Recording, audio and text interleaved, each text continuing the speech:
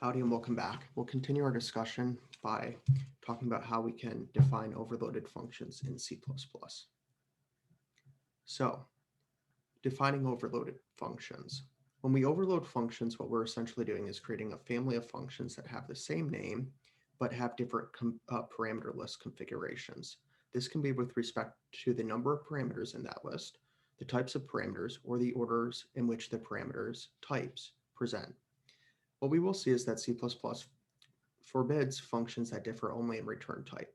This would introduce ambiguity as to which function would be called. What we will see in the next section of this lesson is that the compiler determines which overloaded function to call depending on the types of arguments.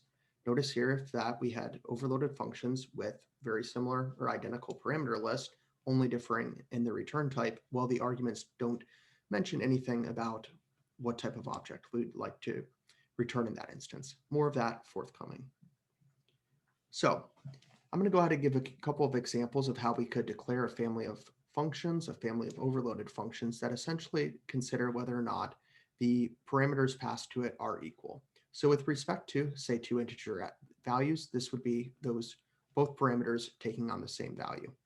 With respect to, say, two integer arrays, we would simply check to ensure that every element is identical. In that case, that is how we are defining equality.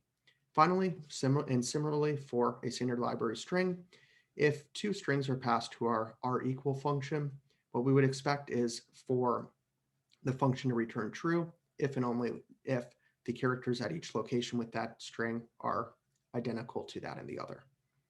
So with that ado, I'll go ahead and pause here and I'll let you define these functions in an actual playground activity.